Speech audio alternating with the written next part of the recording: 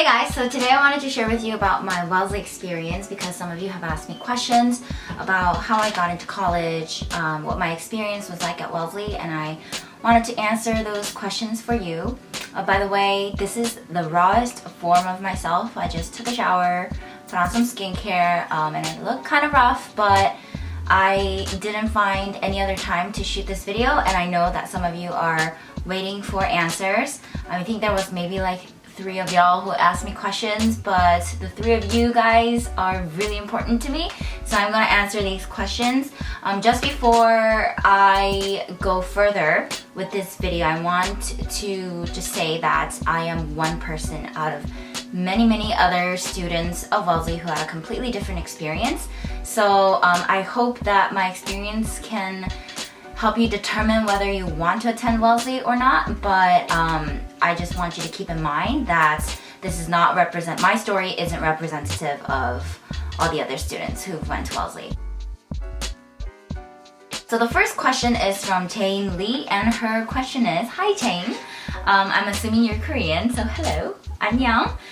What kind of GPA test scores and activities did you do in high school that helped you get into college? I went to high school in Korea. I went to an international school. I won't mention the name, but it was a very janky high school. I hated my high school experience, honestly. I loved some of the people that I met, some of my classmates, but overall I had a really bad experience. I took some AP courses like, I think it was like macro, microeconomics, AP Chem, which I absolutely hated, but I ended up loving chemistry in college, and so I majored in it, and then I ended up hating it during my senior year. So that's another story. Overall, I got a pretty decent GPA. I got a 4.0 or like 4.3. I think if you add up the APs. I don't honestly remember all the details of my high school life. It's almost been like 5-6 years now. My test scores, so I'm assuming you're asking about my SAT scores. I got a little over 2,300. I didn't go to those crazy Korean academies that a lot of tiger moms send their children to. My mom was a tiger mom, but she was a different type of tiger mom. She made me buy all the books, all the SAT practice test books out there, and she made me do those at home, and I would literally like carry flashcards to memorize while I was going to the bathroom, while I was transiting, while I was commuting to school. So I worked really hard to get over 2,300, especially the reading portion of it. I don't know why. Maybe it's because I'm Asian and I never grew up speaking English with my parents or with my grandparents because they only speak Korean to me at home, and so I lacked a lot of vocabulary and just a lot of reading comprehensive skills. So I struggled a lot with my reading portion of my SAT. But for the activities, what did I do? I was a president of my high school student government. I think you call it like ASB. Every school calls it differently, but okay, given my year, my grade was maybe like 25 to 30 people. So it was a very small school. I was very active with the student government, planning events. I was extremely active with my church, especially with like the worship team and with Compassion International.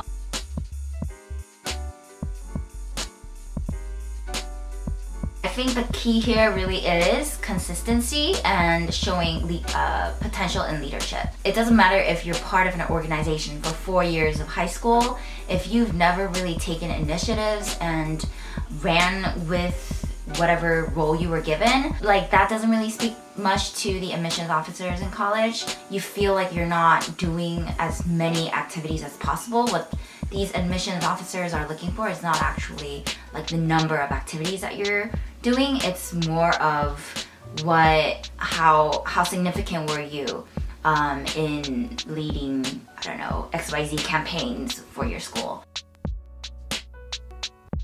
Other person asks, what did you love most about Wellesley? What do you think is unique about Wellesley besides the obvious? Besides the fact that it's an all-women's college, what did I love about Wellesley? Honestly, I did not love my experience at Wellesley. It was a very tough school, and I knew that going in because my sister had graduated from Wellesley right before I came into Wellesley, and Wellesley was actually the very last school I ever wanted to go because I wanted to go to a co-ed school and perhaps date some guys and, you know, like not be stuck with all women. And these women, my peers, were very intense, very established in their academics. My friends were extremely smart. So what did I love about Wellesley is I would say it's the education that I received, my interactions with my professors.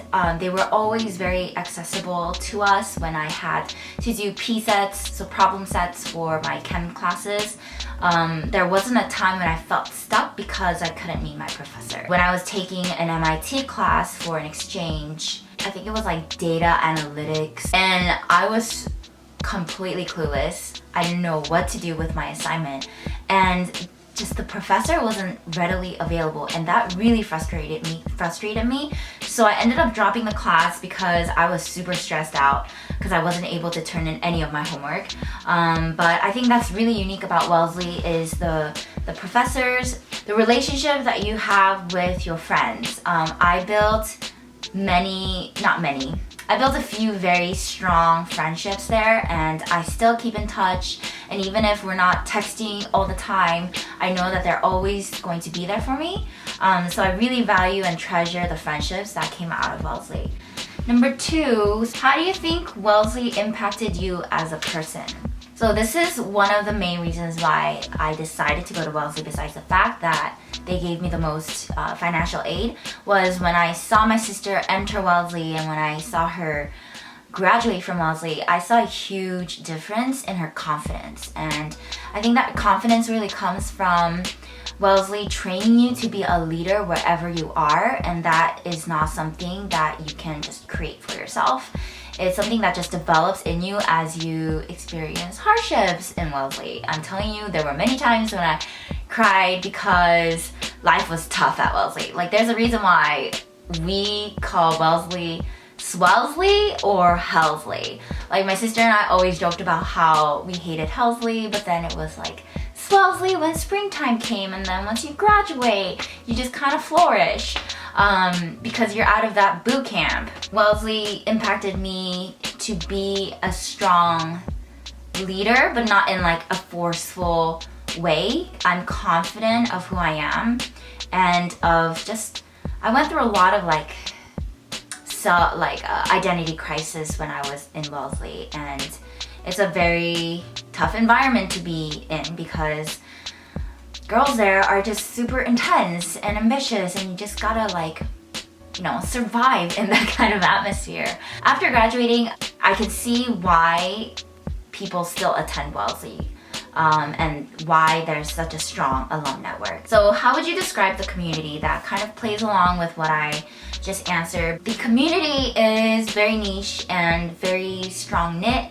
If you find your core group of friends, you will have fun, but we don't really hang out in large groups unless you're part of a society. So we don't have sororities. The friends I was close with my freshman year and sophomore year, I wasn't really close with my junior year and senior year, and that's something that we kind of had to work with in terms of, not having bitterness, even if we might not be besties, but we still, love each other and care for one another. I didn't really have a strong sense of community. It was more like core people, like pockets of individuals that I had a strong relationship with, and we would just, rant together about life and how tough our classes were and how we never feel like we have everything put together. And I think I really went through a lot of I had to deal with a lot of comparison issues. I was comparing myself with all these other girls that looked super polished in resumes. But everyone has, the grass always looks greener on the other side. So I learned to really embrace where I was in terms of my GPA, what internships I had, what I was doing after graduation. I hope I didn't scare you off if you were planning on applying to Wellesley. It's a great school. I don't regret going there because I gained so much out of it. Really, no pain, no gain. I'm now a working adult, and I really appreciate all the work ethic and all the things that I learned from Wellesley and just the life values that I gained from Wellesley. By the way, there are ways to meet men in Wellesley. Do not think that we never see men just because we're attending a women's college. There are buses that run every hour to MIT and to the city. And so there are ways to meet guys. A lot of girls go to MIT and Harvard during the weekends and go to their frat parties, and a lot of guys come to our parties that are hosted on campus. And so if you're worried about never meeting a guy during your 4 years of college, that's not going to be the case. It's really what you prioritize. I never really prioritized meeting a guy during college because I didn't want to, commute an hour just to meet a guy. I didn't think it was worth my time, and I wanted to focus on my career and really establishing my friendships during my college years. So it really depends what you prioritize, but I want you to know that there are ways to meet guys. You are not going to be deprived of seeing men just because you attend Wellesley. Just want to make that clear. I think that answers most of the questions. If you have other questions, feel free to comment below. And I hope this video helped you process if Wellesley is the right fit for you. And I will see you guys in my next video. Thank you for watching. Bye.